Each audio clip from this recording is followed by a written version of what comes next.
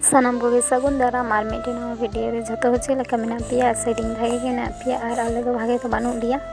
ने तिने लांदा दे से उन के एकदम माने भागे बांग तहे हो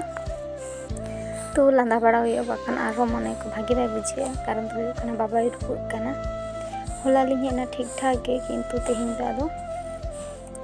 माने नींद खने रुक कना नींद एकटा दुटा खन नय डाक्टर ठेन इदिए लगी लिंग बाबा तालिन चलाक कना लालिंग तो ताले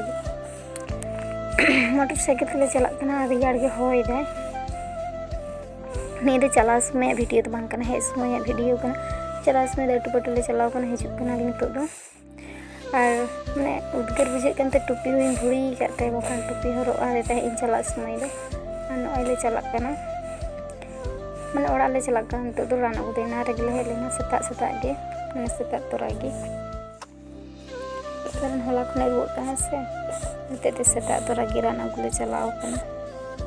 ने तो अड़िसगिन बुझे दा हे कते रुवेना माने जाला धारे लिन दुलना से बास रे होते चने होय को लगावा दिया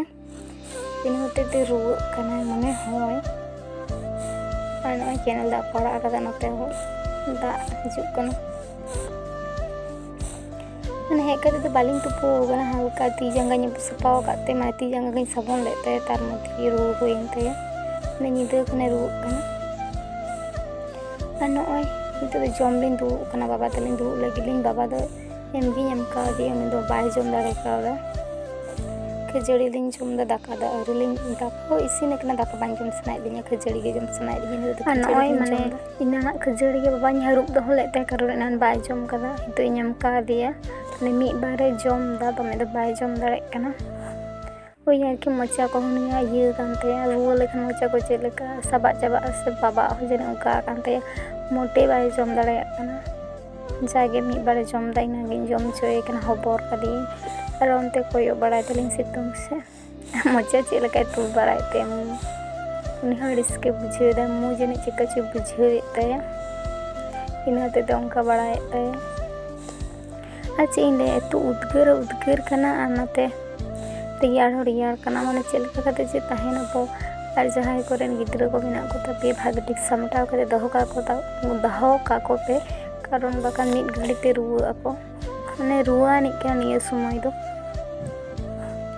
और चेलका बाबा एकदम चुपचाप कना बाखान चेलका दिर बड़ाया मिठन बाय दुरु थिरो हांडे आ नांडे और नितो एकदम चुपचाप भागे कोइन बुझदा माने जे इन लेया उनका रुआ लेखान के दमे जाला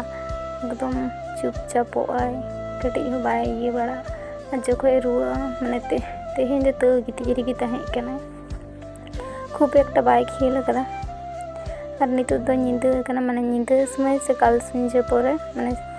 कटी खेल थे कटी भागे बुझे किदा रान को जम कते जानि चो रामा को नेल थापे चेलका नोरा कानते ओना को पे जुतु अबे कना कारण दो हसा उतरे खेल तो दमे नोंगरा से सुनुम को सपा का दी जांगा नेलता पे चेलका पुटुर कानते दमे पुटुर ते एखनो ताड़ाम आवरी सेड़ाया और नितो दी जापी ई केदा अरे तो सिकड़ी इनते तीन मा कटी ओयु का दिए सिकड़ी हते ते रबांग कना माने तो सिकड़ी को गेगेर कना नितो फाका रे ले गिति हताड़ कना फाका रे आरकी पिंडे रे ओड़ा दारी ला बोलोना कारण दाका को आवरी जम हुई और बाबा दे जापित के इन हते ते फाका रे ले गिति हताड़ कना दाका जम कते एकालते बोलो हुई लगी और सानाम को सगुन निंदा।